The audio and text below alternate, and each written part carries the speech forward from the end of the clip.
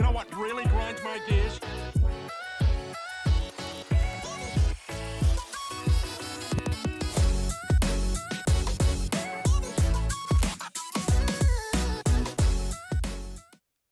Hello and welcome back to the vlog. Hope you are having a pleasant day. It is May 2nd, 2026, Saturday. Hope you guys enjoyed the new intro.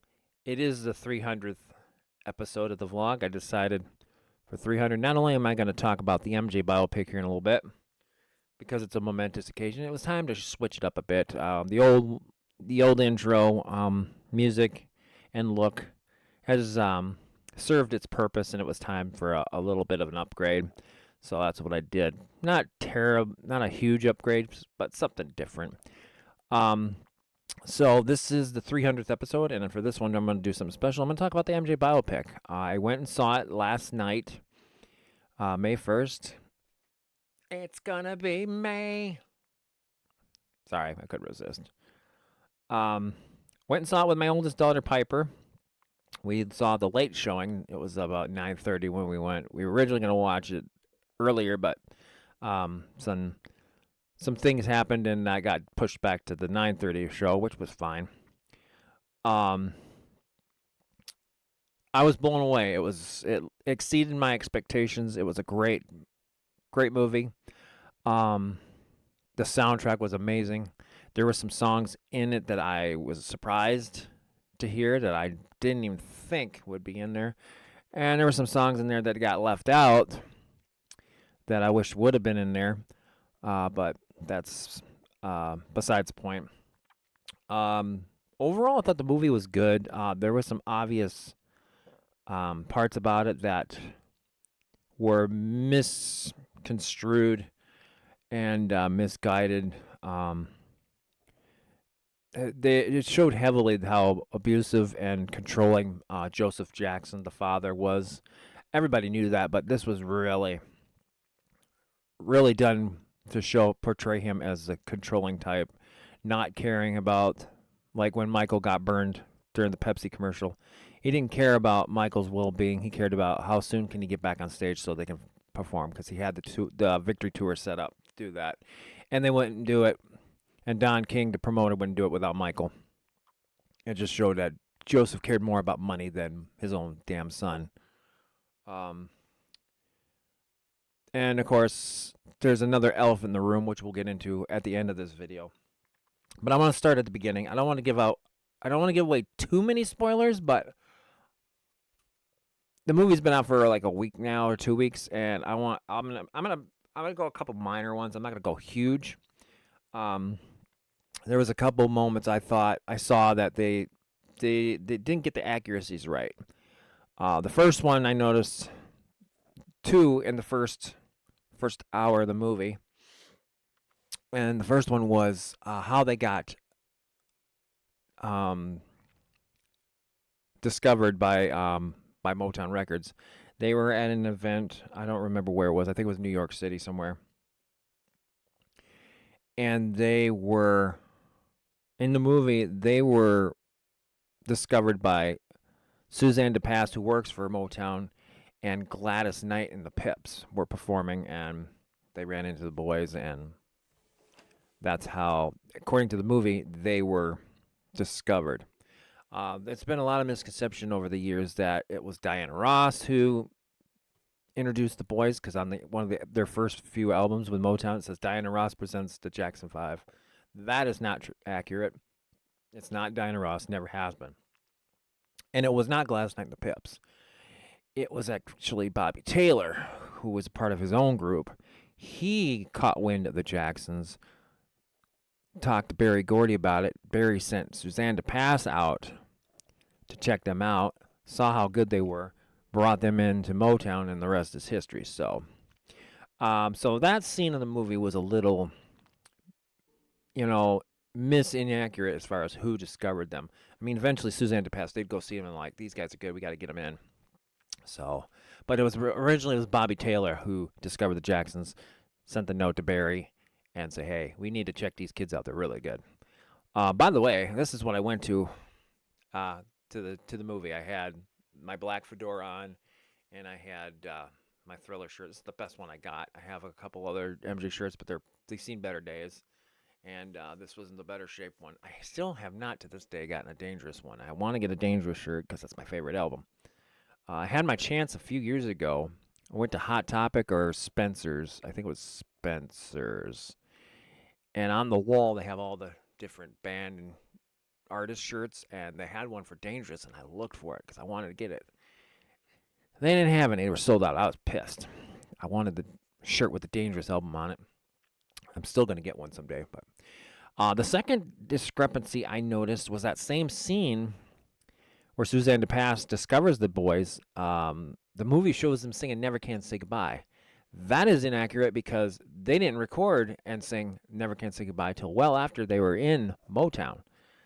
So that was another, that's a minor one, but still. I mean, I'm glad they introduced the song in the movie. It was a great song. But that was also incorrect. Never Can Say Goodbye was later on because they didn't write that song. They didn't write their own songs until they left Motown for CBS Epic, which brings me to my next point. They went from pre-Motown to singing Big Boy, which they recorded at Steel Records. Steel Records, I believe, is a minor one. They did their one big hit with them, Big Boy.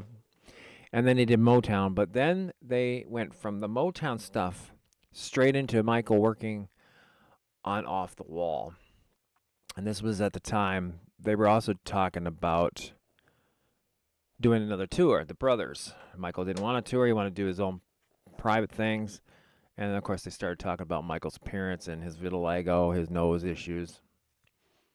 And they just completely glazed over going to CBS, leaving Jermaine behind at Motown. That was Jermaine's decision. Jermaine wanted to stay at Motown because he had loyalty to Barry, and he was married to Barry's daughter at the time. So they ignored all a big gap of leaving of creative differences at Motown. Motown would not let the Jacksons write their own music, and it was getting kind of stale and all that. They hadn't had a hit in a while with Motown. I think the last big hit they had with Motown was Dancing Machine, and maybe Never Can Say Goodbye. I think Dancing Machine was the last one because that was when you could start hearing adult Michael's voice changing. And then they decided to go to CBS and write their own music, which was a good move. They got a lot of good hits in the early days at CBS. The Destiny album, my personal favorite, the Triumph album. That was the album they released between Off the Wall and Thriller. That was a great bridge album, and that album is solid. You had hits like Can You Feel It? Lovely one. Michael's beautiful Time Waits for No One. The vocals on that are magnificent. That's the reason why I did the fan fiction video a few years ago with that song. Check it out if you want. But yeah, they glazed over all their early CBS stuff, and I was waiting to hear "Can You Feel It" and maybe even "Time Waits for No One." Oh, This Place Hotel was also on Triumph. Great album. Probably my favorite of any Jackson and Jackson 5 tracks or albums. They went into Off the Wall stuff, and that's when you met Quincy Jones. They didn't talk about working on The Wiz. That's where the two met, was the movie track, the movie The Wiz. Michael wanted to do a solo album. CBS was cool with it. They're like, yeah, you're part of the reason why we brought you into CBS was not just the brothers, but mostly you. They saw Michael's potential, so they did the original album. They didn't talk about how, though, they were kind of against bringing in Quincy Jones at first, but in the end it worked out, and it was a good move. I mean, Michael and Quincy went on to do 3 albums together, and all 3 were big selling albums. And I liked how they showed the recording of the first album, the pieces of it anyways. Don't Stop to Get Enough, and the making of Off the Wall, and Michael in the studio, and young Michael, in the earlier scenes, Barry Gordy telling Michael, you got to stop moving your feet. And then again, Quincy Jones mentioned to Michael, keep those feet still. So, but over the years, people started leaving it because Michael's feet you can hear in the background of certain songs, and it matched. So it's kind of cool. But the other discrepancy around that Off the Wall time was Michael's first nose job. And Michael's gone on the record saying what happened the first time. In the movie, they said Michael wanted to change it because he had a big nose and he didn't like how he looked, which was true. But the first surgery had nothing to do with I want to change the way I look, blah blah blah. He had to change because in real life, and this was documented, he was on stage with his brothers performing. He tripped over a microphone cord. I think he did a spin. He tripped over the cord, fell, and landed on his face and broke his nose. So they had to go in to fix it because of the broken nose. And then I think the next one after that, they had to go back and fix it because they botched it. And then, so they fixed it the second time. And then ever since then, there were other surgeries. Then Michael decided to just change it and make it smaller. And that's what we had today. They did address the vitiligo. It's a known fact. Michael had vitiligo. It affects the pigmentation of the skin. Okay, I'm back. I noticed my mic stopped working, so I had to switch to the headset one. Don't mind this. This is not for this. It's because the other one, which is this one's broken. It keeps falling off.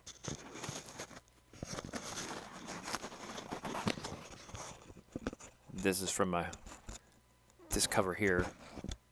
It's from a 4K camera I got a few years ago and took a crap because I accidentally sat on it and broke it.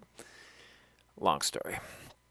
It doesn't work and I can't get it to work, so yeah. So anyway, so where did we leave off? So according to my video, before I lost audio, let's talk about the 3 discrepancies. So yeah, so they glazed over, they showed Off the Wall, which I thought was great, the making of that, and they showed Don't Stop to Get Enough. And then they glazed over the they talked about the Triumph tour, going on tour with Triumph. And then they glazed over the making of Thriller. They just went straight into the Thriller with the Beat It video, Thriller video, and then the Motown 25. Completely glazing over the fact that Michael didn't want to do it originally, but they talked him into it, and he said he'd do it on one condition, that was to perform Billie Jean. And then they talked about the tour, the Victory Tour. Michael didn't want to do it. They glazed over the fact that it was his mother that talked him into it, not after the events of the Pepsi commercial, and Mike telling his security guy, Bill Bray, that he was going to do it. That was all Catherine that talked him into doing it.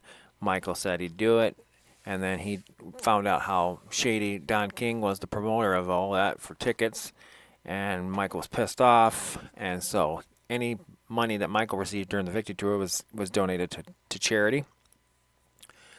They didn't talk about that. They showed the Victory Tour. The performance of Human Nature was the best moment of the night. The one that got me choked up a little bit, just like in This Is It. And I've said it to this day, and I'll say it to the day I die.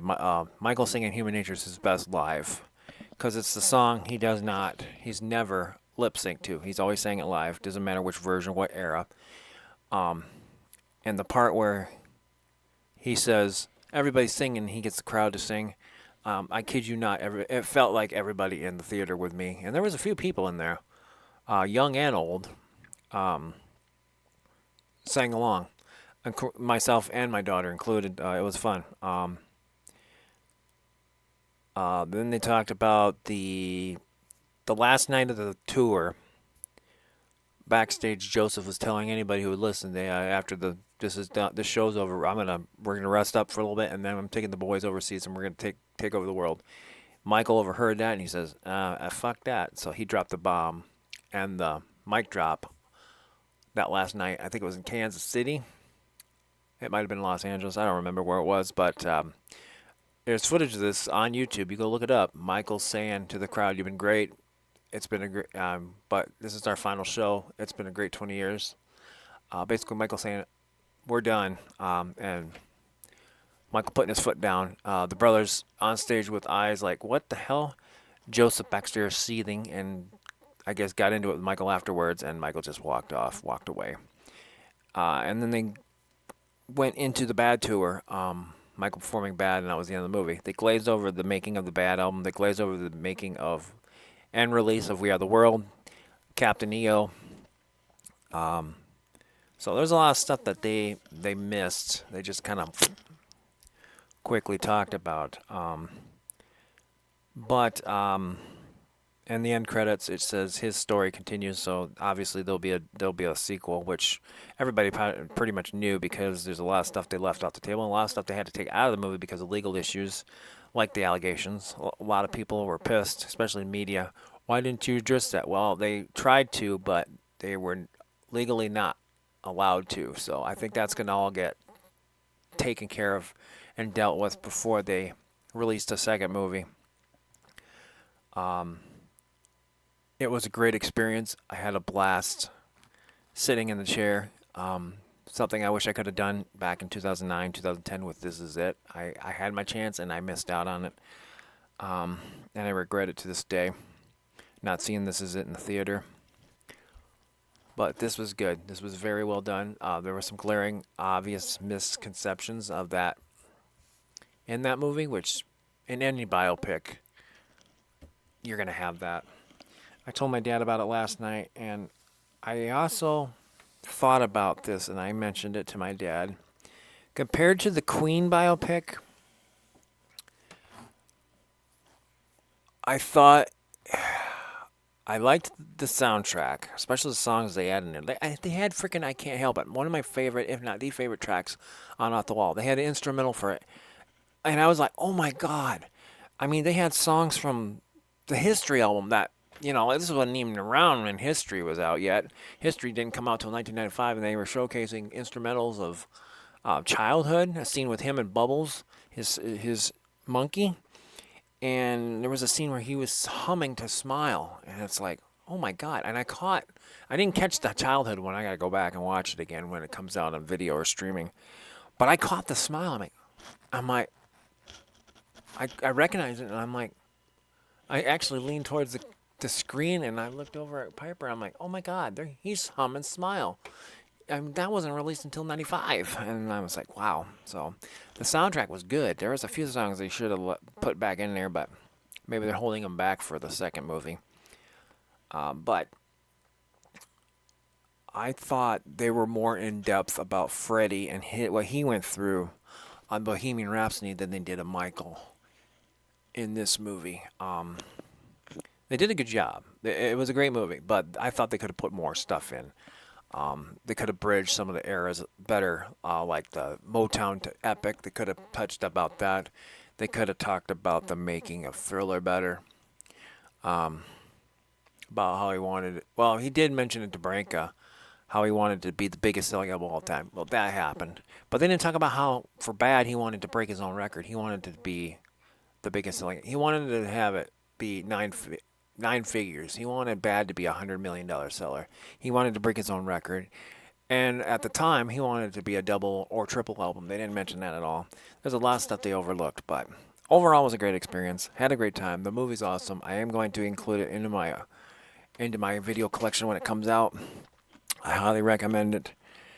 And to anybody that's sees any of the negative stuff about it, it's not the fans. It's the media, as typical, and the haters just trying to bring it down.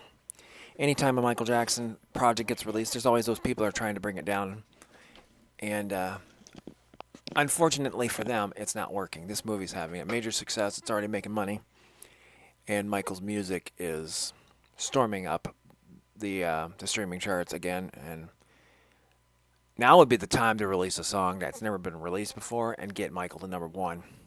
And I got like a handful of those that Sony could easily pick that are not on this soundtrack minus I Can't Help It. You could still release that one, even though it was released in '79 on the Off the Wall album. You could put that on a oldie station, promote the crap out of it, and it'd be great. It's so damn good. But songs like there's a whole bunch like on the Invincible album.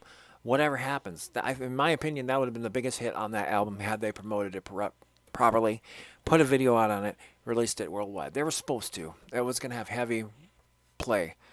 You put Whatever Happens on radio right now, the way it is, you don't need to contemporize it. It sounds good to this day, 20-some years later. It'll be a hit. This is the time to capture Michael. There's a lot of talk. There's some artists that have worked with Michael that have tracks hidden in the vaults that says there's some ready, but they're just waiting.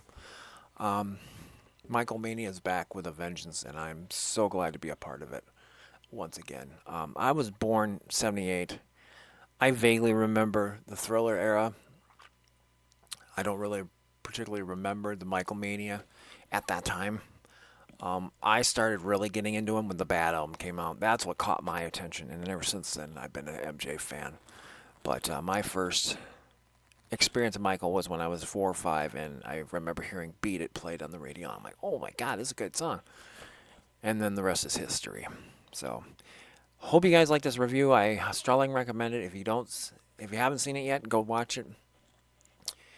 And I think this was the perfect topic to bring up the 300th episode. You can see I got my MJ poster right here from the Bad era. I got that with the Bad 25 package I bought a few years ago. And I was trying to add more pictures, hang up stuff in here since we moved in. I got my Days of Thunder over here, which you guys have seen in videos back at my place in Fargo. I got other pictures over here on the wall over there behind the fan. You can't see them. There's 4 separate photos of New York City. I got the Twin Towers. I got Times Square, the bridge, and the the Empire Building. So, got my room all nice and set up. Got my lava lamp right there, which has seen better days. It's actually got a short. I think it's finally dying after having it for over 20 some years, almost 30 years now. I think I got that in the late 90s, early 2000s, and every time I turn it on, it flickers, so I think the wiring might be done. Hopefully I can probably see if I can replace that wiring, because it goes in and then connects to the light bulb, so hopefully I can fix that. But yeah, my setup's looking pretty good. Maybe I'll do an in-depth setup someday, but I'm going to get this video wrapped up and put out on the internet. Hope you guys enjoyed it, and here's to 300 more vlogs coming your way. If you like this episode, hit that like button, leave a comment if you like, subscribe to the channel. If you'd like to help out with future projects or upgrades to the channel, such as hardware, like these things, maybe a new microphone, or software, upgrades to my software for my editing, or games you'd like to see me play on the channel, please visit my Patreon, or you can drop something in the old Cash App. You don't have to help, but any help is greatly appreciated. Until next time, peace out, and the vlog is over.